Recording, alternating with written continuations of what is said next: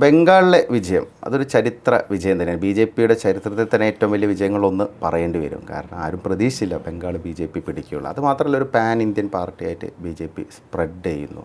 ഇപ്പോൾ ഒഡീഷ പിടിച്ചു, പിന്നെ ബീഹാറിൽ വീണ്ടും അധികാരത്തിൽ വന്നു, ഇപ്പം ബംഗാൾ പിടിച്ചിരിക്കണം. വടക്കിഴക്കൻ സംസ്ഥാനങ്ങളെല്ലാം ബി ജെ പിക്ക് നിർണായക സ്വാധീനമുണ്ട്. അപ്പോൾ ആ ഒരു മുന്നേറ്റത്തെ പ്രത്യേകിച്ച് പ്രധാനമന്ത്രി നരേന്ദ്രമോദി ഇപ്പോൾ സർവ്വശക്തനായിരിക്കുകയാണ്. അല്ലെങ്കിലേ ശക്തനാണ്, സർവ്വശക്തനായിരിക്കും. എതിരാളികളെന്ന് പറയപ്പെട്ടിരുന്ന ആളുകളൊക്കെ വീണു. സ്വന്തം മണ്ഡലത്തിൽ പോലും ജയിക്കാത്ത ഒരു ദയനീയ അവസ്ഥയിലേക്കാണ് ഇപ്പം മമതാ ബാനർജി ആണെങ്കിലും സ്റ്റാലിൻ ആണെങ്കിലും. പിണറായിയുടെ അവസ്ഥയും പറയേണ്ട ആവശ്യമില്ല, കഷ്ടിച്ച് രക്ഷപ്പെട്ടു എന്നല്ലാതെ അപ്രസക്തനായി കഴിഞ്ഞു. അപ്പോൾ ഇന്ത്യൻ രാഷ്ട്രീയത്തിൽ ഒരു വലിയ മാറ്റമാണ് ഇനി ഉണ്ടാകാൻ പോകുന്നത്. അപ്പോൾ ബംഗാളിലെ തകർപ്പൻ വിജയം, അസമിലാണെങ്കിൽ ശരിക്കും ഒരു സ്വീപ്പായിരുന്നു ഹിമന്ത ബിശ്വ ശർമ്മ നടത്തിയിരിക്കുന്നത്. പിന്നെ കേരളത്തിലാണെങ്കിലും സീറ്റുകൾ നേടാൻ സാധിച്ചു, മുന്നേറ്റം ഉണ്ടാക്കി. തമിഴ്നാട്ടിൽ അല്പം ഇതായെങ്കിൽ പോലും ഒരു സീറ്റെങ്കിലും നേടി അവിടെ പിടിച്ചു നിന്നിട്ടുണ്ട്. ADMK ആണെങ്കിൽ അത്യാവശ്യം കുഴപ്പമില്ലാത്ത പെർഫോമൻസ് ഉണ്ട്. പുതുച്ചേരിയിൽ വീണ്ടും NDA അധികാരത്തിൽ വരികയാണ്. അപ്പോൾ ഈ ഒരു ഇലക്ഷൻ 4 സംസ്ഥാനം ഒരു കേന്ദ്രഭരണ പ്രദേശം അത് ശരിക്കും ബി ജെ പി തൂക്കി എന്നുള്ള കാര്യത്തിൽ ഒരു സംശയമില്ല. നെഗറ്റീവ് ഗെയിമിൽ ബി ജെ പി വിജയിച്ചു, കോൺഗ്രസ് ഒക്കെ അപ്രസക്തമായി, റീജിയണൽ സത്രപ്പുകളെല്ലാം വീണു. ഇതാണ് സാഹചര്യം. അപ്പോൾ ഇതിനി എങ്ങനെയായിരിക്കും ഇതിൻ്റെ ഒരു മാറ്റം ഉണ്ടാവുക? ദേശീയ രാഷ്ട്രീയത്തിലാണെങ്കിലും പിന്നെ നരേന്ദ്രമോദി ഇതൊക്കെ എങ്ങനെയായിരിക്കും ഇനി ഒരു മാറ്റത്തിലേക്ക് വരിക? ഇതിൽ നമ്മൾ കുറച്ച് ചരിത്രം ഇവിടെയും പറയാം. കാര്യം ബി ജെ പിയെ സംബന്ധിച്ചിടത്തോളം വായിച്ച ഓർമ്മകൾ, അതായത് 67 ഡൽഹി മുനിസിപ്പൽ തെരഞ്ഞെടുപ്പ്, അതിൽ മുനിസിപ്പൽ കൗൺസിൽ അന്ന് LK അദ്വാനി ആയിരുന്നു അവിടെ ചെയർമാൻ. ഭാരതീയ ജനസംഘമായിരുന്നു അന്ന് വിജയിച്ചത്. 30 സീറ്റുകൾക്ക് മുകളിൽ പിടിച്ചു, 19 സീറ്റ് ആദ്യത്തെ വിജയങ്ങളും. അതെ. അങ്ങനെ LK അദ്വാനി അവിടുത്തെ ചെയർമാനായി. ഈ കൗൺസിലിന് വലിയ അധികാരമൊന്നുമില്ല, ഒരു ഉപദേശക സമിതിയായിട്ട് അത്രയൊക്കെ ഉള്ളൂ. പക്ഷേ എങ്കിൽ പോലും അങ്ങനെയുള്ള വിജയങ്ങളൊന്നായിരുന്നു അത്.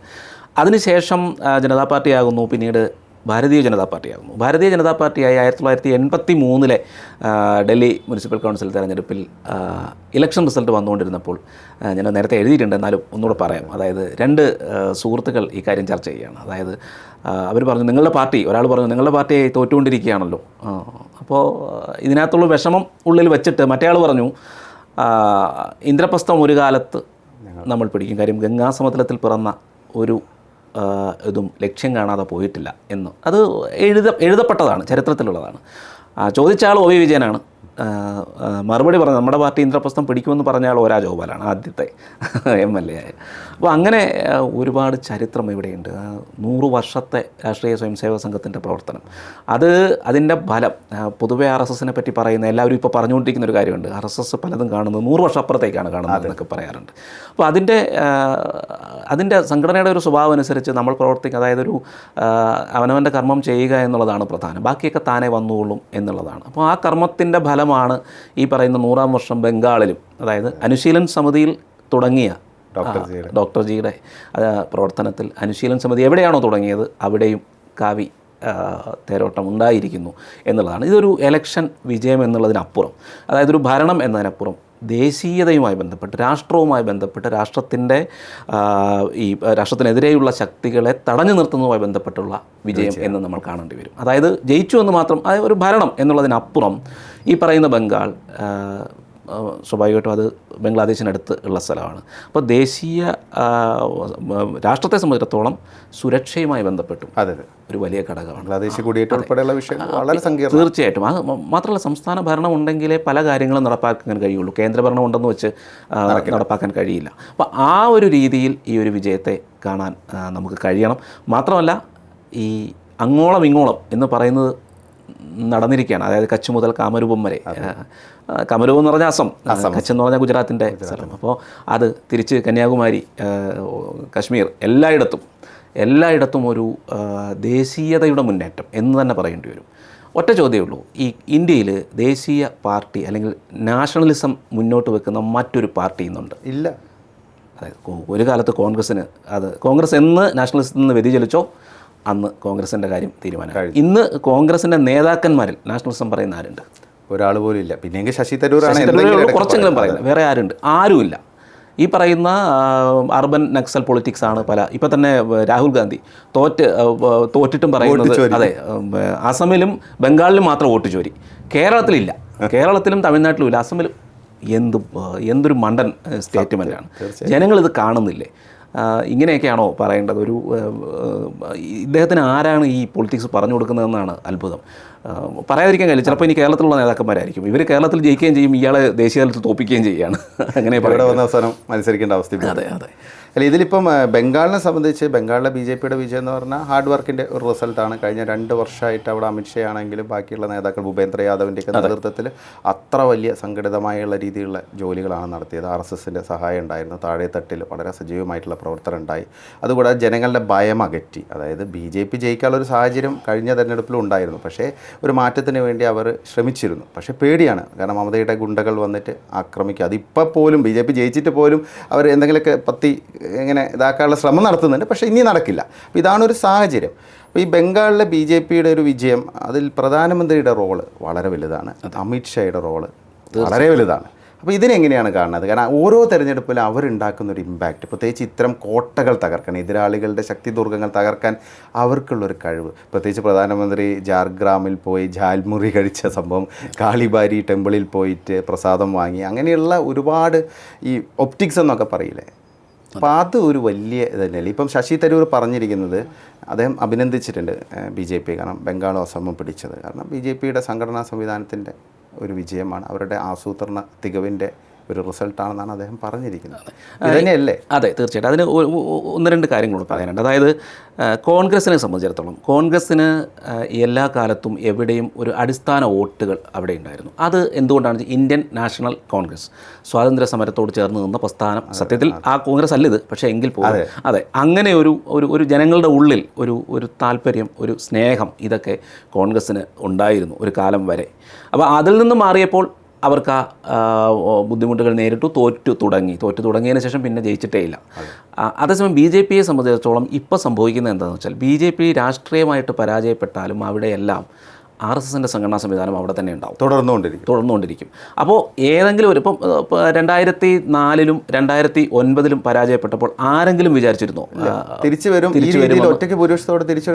ആരും പ്രതീക്ഷിച്ചില്ല. അത് തീർച്ചയായും നരേന്ദ്രമോദി എന്ന അദ്ദേഹത്തിൻ്റെ പ്രഭാവവും അതിനൊപ്പം തന്നെ സംഘടനാ തലത്തിൽ പ്രവർത്തിക്കാൻ കഴിയുന്ന ഒരു സംവിധാനം അവിടെ കാലങ്ങളായിട്ട് കിടന്നതുകൊണ്ടാണ് അതുണ്ടായത്. കാര്യം എവിടെ പോയാലും ഈ ഒരു സംവിധാനം അവിടെ താഴെത്തട്ടിലുണ്ടാവും. അത് തോറ്റാലും ഉണ്ടാവും, ജയിച്ചാലും ഉണ്ടാവും. അതായത് സംഘടനാ തലത്തിൽ ഇപ്പോൾ എന്തെങ്കിലും പ്രശ്നം ഉണ്ടായാൽ, അല്ലെങ്കിൽ എല്ലാവരും RSSനെ വിട്ടുപോയാൽ എന്ത് ചെയ്യും, ഒന്നേന്ന് ശാഖ തുടങ്ങും എന്നുള്ളൊരു സ്വഭാവം, സംഘടനാ സ്വഭാവം RSSൻ്റേതായിട്ടുണ്ട്. അത് എവിടെയും അങ്ങനെയാണ്. അതിപ്പോൾ കേരളത്തിൽ എത്ര കാലമായി? അതെ, 42-ൽ തുടങ്ങിയ, 40-കളിൽ തുടക്കത്തിൽ തുടങ്ങിയ സംഘടന അവർക്കാണ്. എത്ര വർഷമായി? ഈ പറയുന്ന എത്രയോ കാലത്ത് എന്തെങ്കിലും കിട്ടിയിട്ടുണ്ടോ? പലപ്പോഴും ഒരു അപൂർവമായിട്ടാണ് ഒരു കൗൺസിലറോ അല്ലെങ്കിൽ ഒരു പഞ്ചായത്ത് മെമ്പറോ ഒക്കെ ഉണ്ടായത്. എത്ര കാലം കഴിഞ്ഞാണ്? എത്ര കാലം ഈ പരിഹാസം ഏറ്റുവാൻ? പക്ഷേ എന്നിട്ടും എന്തെങ്കിലും സംഭവിച്ചോ? ആ സംഘടനാ സംവിധാനം അവിടെ തന്നെ കിടന്നു. അതായത് എന്ത് പ്രശ്നമുണ്ടെങ്കിലും അങ്ങനെ എല്ലാ കാലത്തും അടിത്തട്ടിൽ പ്രവർത്തിക്കുന്ന ത്യാഗധനരായ ആളുകൾ എല്ലാ കാലത്തും BJPക്കുണ്ട്. അതാണ് ഈ ഒരു സംഘടനാ ശക്തി. അതായത് രാഷ്ട്രീയമായി പരാജയപ്പെട്ടാലും സാംസ്കാരികമായും ഹിന്ദുത്വമായും ആ ഒരു സംവിധാനം അവിടെ ഉണ്ടാവും. അതാണ് ഒരു പോയിന്റ്. കാരണം എതിരാളികൾക്ക് അത് മനസ്സിലാവുന്നില്ല. കാരണം ഈ ഒരു നിസ്വാർത്ഥ സേവനം എന്ന് പറയുന്ന ആ ഒരു കൺസെപ്റ്റ്, RSSൻ്റെ ആ ഒരു പ്രവർത്തനം അത് തുടർന്നുകൊണ്ടിരിക്കുന്നു. RSSന് ഇപ്പോഴും കൃത്യമായിട്ട് ഇന്ത്യയിലെ അതായത് അവരുടെ അല്ല, BJPയുടെ എന്ന് പറയാം, നമുക്ക് BJPയുടെ രാഷ്ട്രീയ എതിരാളികൾക്ക് മനസ്സിലായിട്ടില്ല.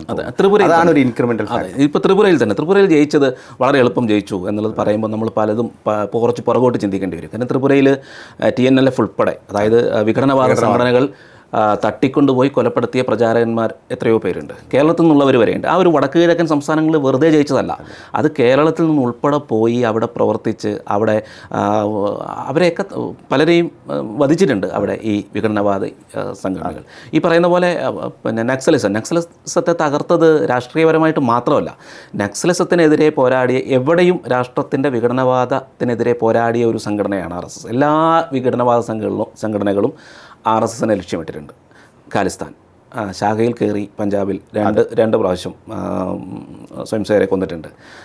വാറങ്കലിൽ ABVPക്കാരെ നക്സലുകൾ കൊന്നിട്ടുണ്ട്. വിഘടനവാദി സംഘടനകൾ ഇവിടെ നമ്മുടെ നോർത്ത് ഈസ്റ്റ്, പിന്നെ എല്ലായിടത്തും എവിടെയാണ് ഇസ്ലാമിക ഭീകരവാദികൾ കാശ്മീരിൽ എല്ലായിടത്തും നടന്നിട്ടുണ്ട്. ആ രാഷ്ട്രത്തിനെതിരെ നിൽക്കുന്ന എല്ലാ സംഘടനകളും ഒരുപോലെ എതിർക്കുന്ന ഒരു പ്രസ്ഥാനമാണ് RSS. അത് തന്നെയാണ് അതിൻ്റെ ഏറ്റവും വലിയ മഹത്വം. ഇതിലിപ്പം ഈ ബംഗാളിലും പറഞ്ഞു, ഇപ്പം ബംഗാളിലാണെങ്കിലും BJP അവിടെ ശരിക്കും വളർന്നത് ഈ SC, ST, OBC വിഭാഗക്കാരുടെ പിന്തുണ നേടിയാണ്.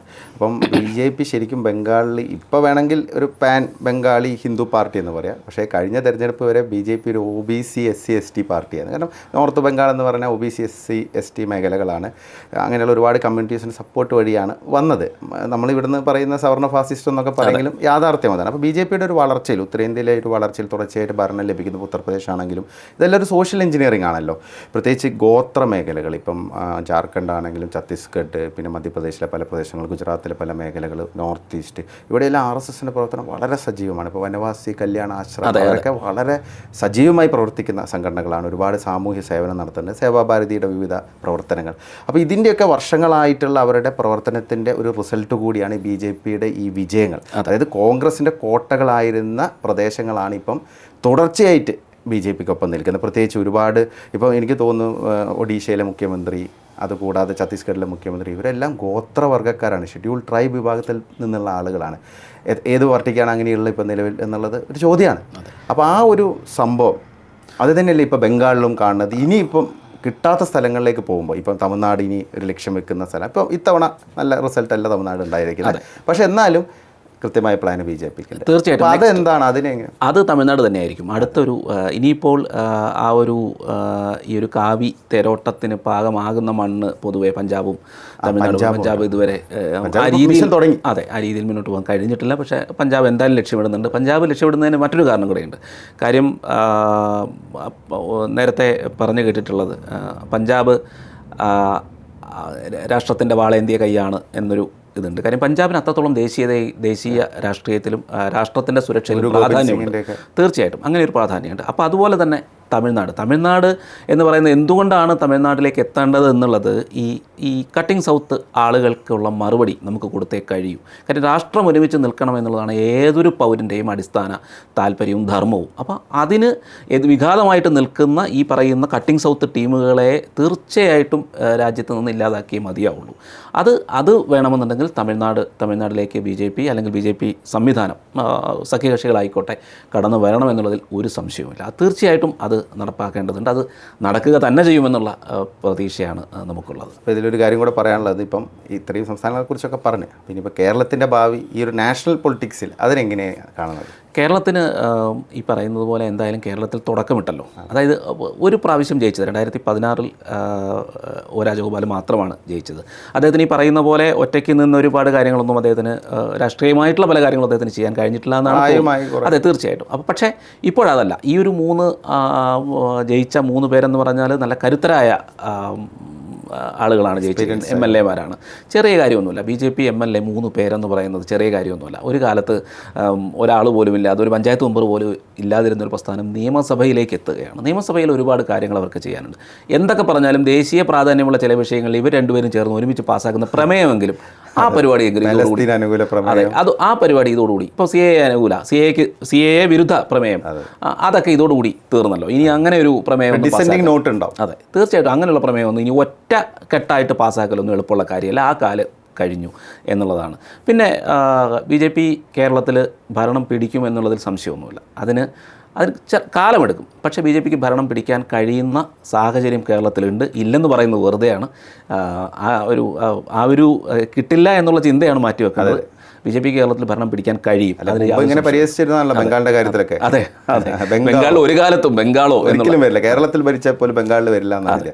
അവസാനമായിട്ട് ഒറ്റ കാര്യം കൂടെ, അതായത് ഇപ്പം ദേശീയ രാഷ്ട്രീയത്തിലൊരു വലിയ മാറ്റം ഉണ്ടായിരിക്കുന്നത്. മമതാ ബാനർജി വീണു, സ്റ്റാലിൻ വീണു, പിണറായി കഴിഞ്ഞു. അപ്പോൾ ഇനിയിപ്പോൾ രാഹുൽ ഗാന്ധി മാത്രമായി ഒതുങ്ങി. അതായത് മോദിക്കെതിരെ അല്ലെങ്കിൽ രാഹുൽ ഗാന്ധി നിൽക്കുന്നതാണ് BJPക്ക് നല്ല. രാഹുൽ ഗാന്ധി എപ്പോഴും സെൻട്രൽ ഫിഗറായിട്ട് നിൽക്കുകയാണെങ്കിൽ BJPക്ക് കാര്യങ്ങൾ എളുപ്പമാണെന്നുള്ള ഒരു സമീപനമാണ്. ഇപ്പം മമതയാണെങ്കിൽ, മമത ഇത്തവണ ജയിക്കുകയാണെങ്കിൽ മമതയ്ക്കൊരു പ്ലാൻ ഉണ്ടായിരുന്നു. അതായത് മരുമകനെ ഭരണം ഏൽപ്പിച്ചിട്ട് മോദിയെ നേരിടാൻ, മോദിയെ വെല്ലുവിളിക്കാൻ മമത വരുന്നു. ഞാൻ ഡൽഹി പിടിച്ചെടുക്കുന്നൊക്കെ ആയിരുന്നു മമത പറഞ്ഞത്. ഇപ്പം ബംഗാൾ, അത് കഴിഞ്ഞ് ഞാൻ ഡൽഹി പിടിച്ചെടുക്കും. എന്തായാലും അതൊക്കെ തകർന്ന് തരിപ്പണായി. ഇപ്പോൾ നരേന്ദ്രമോദി എന്ന് പറയുന്ന ലോകാരാധ്യനായ ഇന്ത്യയുടെ പ്രധാനമന്ത്രി വേറൊരു തലത്തിലെത്തിയിരിക്കുകയാണ്. അപ്പോൾ അടുത്ത ലോക്സഭ ഇലക്ഷൻ ഒരു എതിരാളി ഉണ്ടോ നിലവിൽ? എന്താണ് BJPയുടെ ഒരു സിനിമ? രാഹുൽ ഗാന്ധി വെച്ച് എന്ത് ചെയ്യാൻ പറ്റും? ഇനി എങ്ങനെയായിരിക്കും അതിൻ്റെ ഒരു മാറ്റം? അടുത്ത ലോക്സഭാ തെരഞ്ഞെടുപ്പ് എന്ന് പറയുന്നത് ഈ ഒരു ട്രെൻഡിൽ പോവുകയാണെങ്കിൽ തീർച്ചയായും BJPക്ക് അതൊരു ഈസി വാക്ക് ആവേണ്ടതാണ്. പക്ഷേ അതിനൊപ്പം തന്നെ എതിർ ശബ്ദങ്ങൾ, അതായത് എന്തെങ്കിലും അഭിപ്രായ വ്യത്യാസങ്ങൾ, അതിനെയൊക്കെ പരിഹരിച്ച് മുന്നോട്ട് പോകേണ്ടതും അത്യാവശ്യമാണ്. കാര്യം പലപ്പോഴും അടിസ്ഥാന കേഡർ എവിടെയാണ്, ആരാണ്, അതെങ്ങനെയാണ് വർക്ക് ചെയ്യുന്നത് എന്നുള്ളതിനെപ്പറ്റി ഒരു ചിന്തയില്ല എന്നുണ്ടെങ്കിൽ, ഇപ്പോൾ 2014 ഇറങ്ങിയതുപോലെ 2024 എല്ലാ സംഘടനാ ശക്തിയും ഇറങ്ങി എന്ന് നമുക്ക് പറയാൻ കഴിയില്ല. ഒരിക്കലുമില്ല. അതെ, അങ്ങനെ അത് ഉൾപ്പെടെ ഉണ്ടായിരുന്നു. അത് നമുക്ക് അംഗീകരിക്കേണ്ടി വരും. അത് ചിലപ്പോൾ ഒരിക്കലും അതൊരു ഡിസെൻറ്റിൻ്റെ ഭാഗമായിട്ടായിരിക്കില്ല. എന്തായാലും ജയിക്കും എന്നുള്ളത് 2014 ജയിക്കേണ്ട ആവശ്യമായിരുന്നു. അത് 2004-ലും 2009-ലും തോറ്റതോടുകൂടി ദേശീയ ഒരു നാഷണലിസം പറയുന്ന ഒരു പാർട്ടി അതെ പിന്നിൽ വന്നു. രാഷ്ട്രത്തിന് ഒരുപാട് ദോഷങ്ങളാണ് ഉണ്ടായത്. അപ്പോൾ അത് മാറ്റണമെന്നുണ്ടെങ്കിൽ അതൊരു ധാർമ്മികമായ ആവശ്യം കൂടിയായിരുന്നു. അതിനുവേണ്ടി എല്ലാവരും 2014 ഒരുമിച്ചു പ്രവർത്തിച്ചു. 2019 ആ ട്രെൻഡിൽ അത് അങ്ങ് നടന്നു. 2024 പക്ഷേ അടിസ്ഥാനപരമായിട്ട് ശ്രദ്ധിക്കേണ്ടതായിരുന്നു, നടന്നില്ല. അതുകൊണ്ടാണ് ഒറ്റയ്ക്ക് ഭൂരിപക്ഷം കിട്ടാതായത്. പക്ഷേ 2029 ഇതിൻ്റെ എല്ലാ കേടും തീർത്ത് പ്രവർത്തിക്കുമെന്നുള്ളത് തന്നെയാണ് സത്യത്തിൽ സംഭവിക്കാൻ പോകുന്നത്. അപ്പോൾ എന്തായാലും ഒരു വർദ്ധിത വീര്യത്തോടുള്ള ഒരു തിരിച്ചുവരവാണ് പ്രതീക്ഷിക്കുന്നത് 2029. പിന്നെ ദേശീയ തലത്തിൽ സംസാരിക്കുമ്പോൾ ഇത് കുറേ കാര്യങ്ങൾ പറയേണ്ടതുണ്ട്. കാര്യം ഒരുപാട് ചരിത്രമൊന്നും നമുക്ക് അറിയില്ലെങ്കിലും നമുക്കുണ്ടായ ചില അനുഭവങ്ങൾ, അതായത് 2004 എനിക്ക് ഓർമ്മയുണ്ട്, ഞാനിങ്ങനെ 2004 ഇലക്ഷൻ തോറ്റതിന് ശേഷം നടന്നു പോകുമ്പോൾ തിളക്കം പോയേ അന്ന് ഇന്ത്യ തിളങ്ങുന്നു എന്നുള്ളതാണല്ലോ ക്യാമ്പയിൻ. അപ്പോൾ അത് പോയേ എന്ന് പറഞ്ഞ് ബഹളം വയ്ക്കുന്നവരെ ഞാൻ കണ്ടിട്ടുണ്ട്. അന്ന് LDFും UDFും ദേശീയ തലത്തിൽ ഒരുമിച്ചായിരുന്നു. അപ്പോൾ ഇതൊക്കെ കണ്ടു. 2009-ലും പരാജയപ്പെട്ടതോടെ എഴുതി തള്ളിയതായി, ഇനി തിരിച്ചു വരില്ല ഒരു കാരണവശാലും. പക്ഷേ എല്ലാം മാറി മറിഞ്ഞു. 2014 തിരിച്ചെത്തി.